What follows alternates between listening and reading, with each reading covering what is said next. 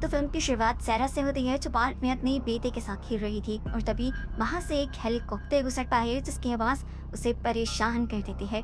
Helicopter को देखते हुए पुरानी यादों में वो खो जाती है। वो एक आर्मी ऑफिसर थी और एक मिशन में उसके कई साथी मारे गए थे, जिसका दुख और सदमा आज भी उसे था, और इसी वजह से उसकी दिमागी हालत भी खराब हो गई थी और उसने रिटायरमेंट भी ले ली थी। उसकी इसी खौफनाक यादों के दौरान एक आदमी जो कि अपनी फैमिली के साथ खेल रहा था उससे टकरा जाता है, और वो उसे किसी दुश्मन की तरह पलटते हुए इतना मार दिया है कि उसकी नाक पे टूटकर ऊन रिसने लग जाता है, और तब जाकर उसे होश आता है कि मैंने ये गलत कर दिया, और उसने इस आदमी से माफी भी मांगी और वो अपने बेटे को लेकर घर चले गई। कुछ साल इस दिन को गुजर जाते हैं और दिखाया जाता है कि सहरा का बेटा अब बड़ा हो चुका है, और सहरा उसे लेकर अमेरिकन एम्बेसी में जाती है। इसी टाइम सहरा को एक जर्नलिस्ट का मैसेज मिलता है जिसमें वो बता रहा था कि सहरा के आखिरी मिशन के बारे में उसके पास कुछ खास इंफॉर्मेशन है, जिसकी मदद से ये लोग पता चला सकते हैं कि आखिर उस दिन दुश्मनों ने उनके ऊपर हमला किया कैसे था। जर्नलिस्ट ने एक वीडियो भी सेंड की हुई थी जिसे सहरा देखने लगी। काफी देर ये लोग एम्बेसी में अपनी बारी का इंतजार करते रहे और सहरा का बेटा बहुत ज्यादा बोर हो गया, इसीलिए सहरा उसे प्लेन रूम में छोड़ आती है। सहरा बाहर निकलती है तो उसकी नजर दो लड़कों पर पड़ती है जो रिस्ट्रिक्टेड एरिया का दरवाजा खोले खड़े थे। हालांकि यहाँ पर किसी को आने जाने की इजाजत नहीं थी, बल्कि लड़का एक दूसरे लड़के को बैग देकर यहाँ से बाहर भेज देता है, और सहरा इन्हीं शक की नजरों से देखने के बाद भी इग्नोर कर देती है।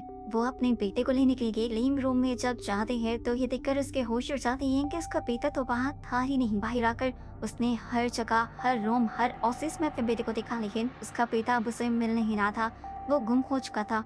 वो यहाँ के रीजनल सिक्योरिटी ऑफिसर एरिक से मिलती है और उससे वही रिस्ट्रिक्टेड दरवाजा खोलने की रिक्वेस्ट करती है, ये बताते हुए दो बंदों ने इस दरवाजे को खोला था, हो सकता है कि मेरा बेटा भी वहाँ चला गया हो। एरिक ने अपने सारे स्टाफ को, सभी गार्ड्स को उस बच्चे को ढूंढने में लगा दिया पूरी एम्बेसी के अंदर, पर यह दरवाजा नहीं खोला और बताया कि यह दरवाजा खोलना तो अलाउ ही नहीं है। वो अभी यही बात उसे समझा ही रहा था कि उसी टाइम सार्जेंट यहाँ आकर एरिक के कान में कुछ कहते हैं और एरिक उसे लेकर ऑफिस में चला जाता है, जहाँ सारा को बताया जाता है कि वो इस एम्बेसी में अकेली आई थी। उसका बेटा तो उसके साथ था ही नहीं, ना एंट्री में उसके बेटे का नाम था, यहाँ तक कि सीसीटीवी कैमरास में भी वो अकेली ही नजर आ रही थी। देखकर सारा गुस्से से लाल पीली हो गई।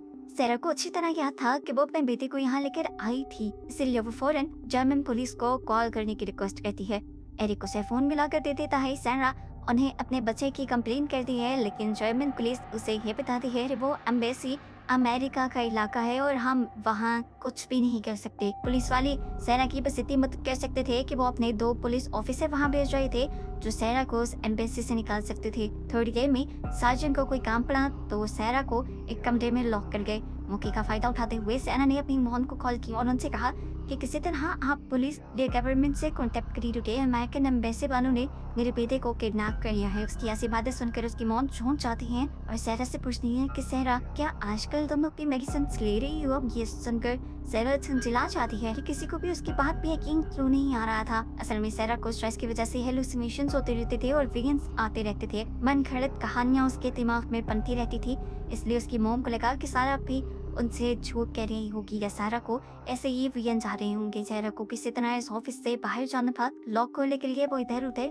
कुछ चीजें तलाश करती है तो उसे एक पिन मिल जाती है, जिसे सीधा करते हुए वो लॉक को खोलकर बाहर निकल आती है। अपने बेटे को ढूंढने के लिए वो दोबारा प्लेन एरिया के अंदर जाती है, जहाँ पर उसे अपने बेटे की एक कार मिल जाती है। ये देखकर उसे अपने ऊपर और भी ज्यादा यकीन हो गया था कि वो अपने बेटे को साथ लेकर ही आई थी। अब वो अपने रास्ते में आने वाली सारी सीसीटीवी कैमरास को तोड़ते हुए यहाँ के हर कमरे में चेक करने लग जाती है अपने बेटे को। इसी दौरान वो यहाँ के एक लॉक हुए कमरे को भी खोल देती है, जिसके अंदर एक लड़की थी। सारा को देखकर वो चिल्ला देती है, लेकिन सारा उसके मुंह पे हाथ रख के उसे चुप करवा देती है। सारा उससे माफी मांगती है और कहती है, मैं बस अपने बेटे को ढूंढ रही थी। ये कहकर वो जाने ही लगी तो रीना नामी इस लड़की ने उसे रोक लिया, कहा कि मैं यहाँ पर पिछले 2 महीने से नहीं हूँ, अगर तुम चाहो तो मैं तुम्हारे साथ मिलकर तुम्हारे बेटे को ढूंढ सकती हूँ, लेकिन इसके बदले में तुम्हें मुझे यहाँ से बाहर निकालना होगा। सारा उसके बाद मान जाती है। दूसरी तरफ इसी एम्बेसी की जनरल को पता चलता है कि सेरा जो कि उनकी एम्बेसी में तोड़ फोड़ कर रही थी और भाग दौड़ रही थी, वो एक स्पेशल फोर्सेस के एजेंट रह चुकी है। वो एरिक को अपने पास बुलाते हैं और उसे ऑर्डर देती है कि हमें पुलिस को बुलाकर इस लड़की को पुलिस के हवाले कर देना चाहिए, नहीं तो ये हमारे लिए कोई मसला खड़ा कर सकते हैं। एरिक ने ये कहते हुए मना कर दिया कि हम पुलिस को नहीं बुलाएंगे, क्योंकि पुलिस अगर आई तो उसके ऊपर बहुत सारे चार्ज लग जाएंगे और उसे आगे कोई भी जॉब मिलना मुश्किल हो जाएगी, उसका करियर तबाह हो जाएगा। दूसरी तरफ एरिना सेरा को बताती है कि सबसे पहले हमें हाई कमरे को चेक करने के लिए एक एक्सेस कार्ड चाहिए होगा। सेरा के लिए ये बड़ा मसला नहीं था। उसने आगे जाकर एक सिक्योरिटी गार्ड पे हमला किया, उसे बेहोश करते हुए उसका एक्सेस कार्ड भी हासिल कर लिया। अब इसी एक्सेस कार्ड के जरिए बहुत आसानी से हर कमरे में जा रहे थे। एक ट्रक में बैठकर एरिना को यहाँ से भागना था, लेकिन यहाँ पे पता चला कि वो ट्रक तो जा चुका है। वो काफी उदास हुई है। सेरा यहाँ की छानबीन करने लगी और उसे वो बैग भी मिल गया यहाँ से, जो उसने उन दोनों लड़कों के पास देखा था। और हैरान कर देने बस बात ये थी कि इस बैग के अंदर ड्रग्स थी और इतने में ही यहाँ पर बहुत सारे गार्ड्स आ जाते हैं इरीना को किडनैप करने के लिए। सारा को ये मामला काफी अजीब लग रहा था कि एम्बेसी में एक लड़की को ही क्यों कैद करके रखा जाएगा। वो इन गार्ड्स को मारती है और बेहोश कर देती है, इससे पहले कि वो इरीना से कुछ पूछताछ कर पाती। यहाँ पर एरिक आ जाता है, जिस सेरा को पकड़ते उसकी कमर में एक इंजेक्शन लगाते हुए उसे बेहोश कर देता है। उसे जब होश आया तो वो एक बैग पे थी और उसके सामने एम्बेसी के जर्नल और एरिक दोनों ही थे। उसने जर्नल से कहा, मुझे किसी भी हालत में मेरा बेटा चाहिए। तो जर्नल उसे जवाब देती हैं, मैंने कुछ ही देर पहले तुम्हारी मॉम से बात की है। उन्होंने मुझे बताया कि तुम्हें बहुत ज़्यादा स्ट्रेस डिसऑर्डर है, जिसकी वजह से तुम चीज़ें भूलती भी हो और तुम्हें हेलुसिनेशंस भी होती हैं, और ऐसा तुम्हारे अफगानिस्तान में फेल हुए मिशन के बाद से तुम्हारे साथ होने लगा है। सेरा उसकी बात सुनकर उससे रिक्वेस्ट करती है कि मुझे यहाँ की सीसीटीवी फुटेज देखते हैं। उसकी ये भी ख्वाहिश पूरी कर दी जाती है। एरिक उसे सीसीटीवी फुटेज दिखाता है, लेकिन किसी भी फुटेज में उसे उसका बेटा नजर नहीं आता। अब तो उसे भी लगने लगा था कि शायद ये सब उसके हेलुसिनेशंस ही होंगे। पूरी रात यहाँ रहते हैं और सुबह होते ही उसे यहाँ से लेने के लिए इरीना आ जाती है बहरूपिया बनकर। अब सेरा इरीना से पूछती है, आखिर तुम हो कौन और ये लोग तुम्हारे पीछे क्यों पड़े हैं? वो बताती है कि मेरे डैड एक पॉलिटिशियन थे। पॉलिटिशियन होने के साथ साथ वो एक डॉन भी थे। उनके पास बहुत सा पैसा था और वो यूएस गवर्नमेंट के कई इलीगल काम भी करवाते थे। पर फिर जब उन्होंने पार्टी बदली तो गवर्नमेंट के लोगों ने उन्हें मरवा दिया और मुझे उन्होंने पकड़ दिया। उस दिन तुम्हारे सामने वो लोग मुझे मारने आ रहे थे, जिनसे तुमने मेरी जान बचाई। इसीलिए के लिए वापस जाना चाहती हूँ ताकि अपनी मॉम से मिल पाऊँ। अगर लेकर रास्ते से गई तो यूएस गवर्नमेंट कहीं से भी मुझे ढूंढ कर मरवा देगी। इसकी बातें सुनने के बाद सारा को लगा कि शायद ये सब उसका वहम होगा। इरीना झंझरा गई और सेरा को यकीन दिलाने के लिए उसने अपना हाथ काटना शुरू कर दिया और फिर सेरा को भी ये सच समझ आ गया। सेरा को ये भी समझ आ गई कि वो इतनी बीमार नहीं है कि लोग उसे बेवकूफ़ बनाना चाह रहे हैं और कुछ तो उसके साथ भी गड़बड़ करने की कोशिश कर रहे हैं। वो अब पूरी एम्बेसी में घूमकर उस लड़की को ढूंढती है जिसे उसने रिस्ट्रिक्टेड एरिया के अंदर देखा था। वो उस लड़के से अपने बेटे के बारे में पूछती है तो वो लड़का कहता है, हाँ मैं जानता हूँ कि तुम्हारा बेटा कहाँ है, लेकिन उसके बदले तुम्हें मेरा एक काम करना होगा। तुम्हें वहाँ से मेरा ड्रग्स का बैग चुरा कर देना होगा। उसके अंदर से सारा समझ गई कि उसे सेरा के बेटे के बारे में कुछ नहीं पता, लेकिन ये बात वो लड़के को नहीं बताती और कहती है कि अगर तुम्हें मोबाइल चाहिए तो तुम्हें मुझे एक मैप और एक एक्सेस कार्ड ला कर देना होगा। इन्हीं बातों के दौरान सेरा नोटिस करती है कि एरिक भी यहाँ अपनी बेटी के साथ आया हुआ था। एरिना भी यहाँ जब उसके पास आई तो ये दोनों मिलकर एरिक के टेबल के पास गए और उन्होंने देखा कि एरिक की बेटी अपना खिलौना यहीं पर भूल गई थी, जिसे इन दोनों ने उठा लिया। आधे घंटे बाद इन दोनों को वो लड़का जेंट्स वॉशरूम में बुलाता है। वहाँ पर वो एक्सेस कार्ड और इस जगह का मैप लेके आया था, जिसको देखते हुए ये लोग सार्जेंट के ऑफिस में पहुंच जाते हैं। ये लोग सार्जेंट के कंप्यूटर को चेक करने लगते हैं और वहाँ उसे सेरा नाम की एक फाइल मिलती है, जिसे खोलने पर उसे पता चलता है एक एक चीज इन्हें सेरा के बारे में पता थी, वो भी अभी से नहीं बल्कि काफी पहले से।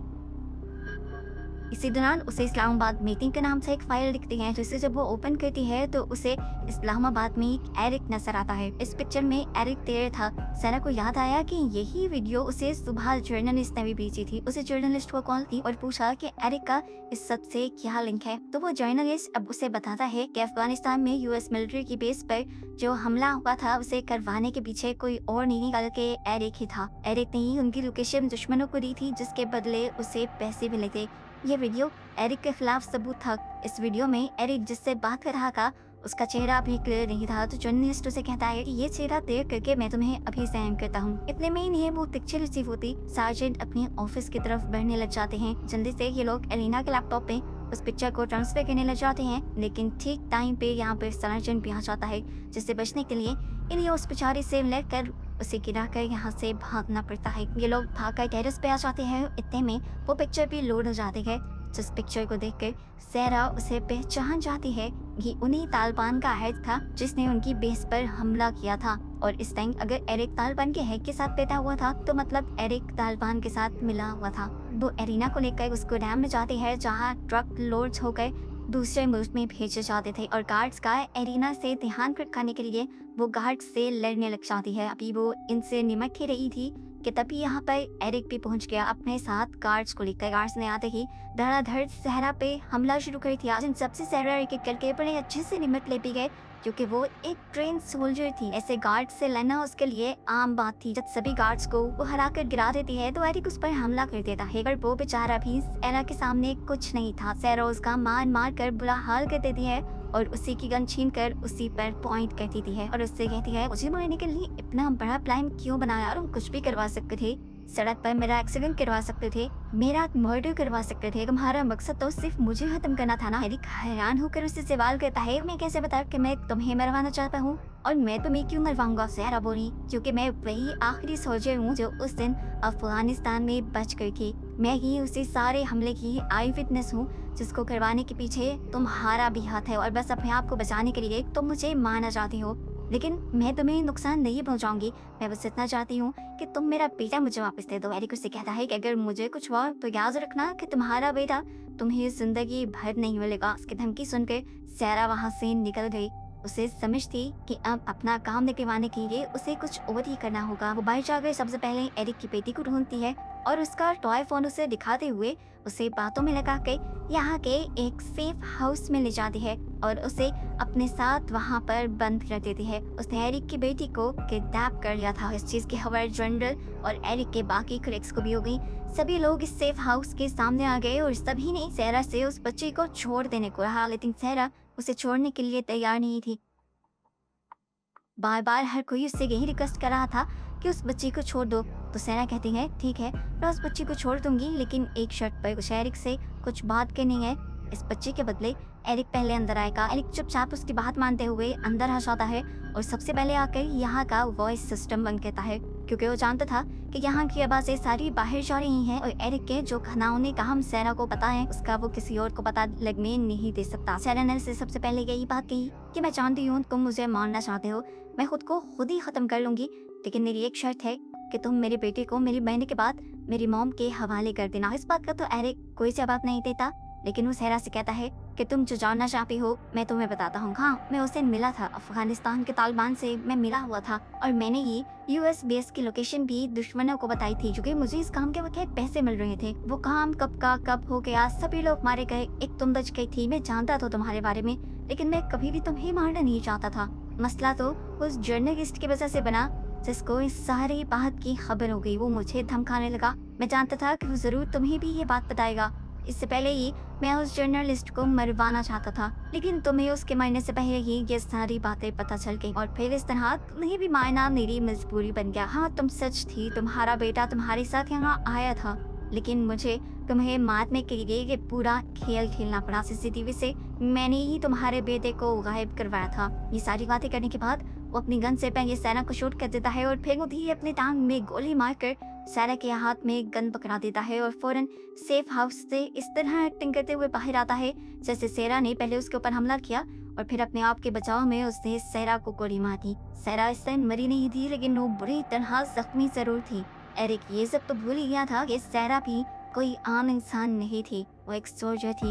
ये सारी बातें जो एरिक ने यहाँ उसके सामने की थी, उसने एरिक की बेटी के ही टॉय फोन में ये सब रिकॉर्ड कर लिया था। बाहर सभी लोग इस टाइम सहरा को टेररिस्ट समझ रहे थे। जिस सेफ हाउस के अंदर सहरा थी, उस सेफ हाउस को खत्म करने के लिए वो तो उसके बाहर बॉम्ब भी लगा दे, लेकिन उससे पहले ही सहरा वो रिकॉर्डिंग यहाँ के माइक्स में प्ले कर देती है। बाहर खड़े हुए सभी लोग एरिक का वो कन्फेशन सुन पाते हैं और जान जाते हैं कि एरिक एक घिनौना इंसान है। वो ना सिर्फ इस टाइम सहरा के साथ ही खेल खेल रहा था, बल्कि उसने यूएस गवर्नमेंट और यूएस मिलिट्री के साथ भी बहुत बड़ी गद्दारी की थी। एरिक का चेहरा सबके सामने आता है तो एम्बेसी की जनरल फौरन ही उसे गिरफ्तार करवा देती है। सहरा को सेफली सेफ हाउस से बाहर निकाल लिया जाता है और उसके बेटे को भी ढूंढ कर जल्द ही उसके हवाले कर दिया जाता है। एम्बेसी की तरफ से उसे अच्छी हेल्थ केयर सर्विस प्रोवाइड की जाती है, जिससे उसका इलाज होता है और वो बिल्कुल ठीक हो जाती है। और मूवी के एंड पर ज़हरा को उसके बेटे के साथ खुश दिखाया जाता है और बस इसी के साथ ही मूवी यहाँ खत्म हो जाती है।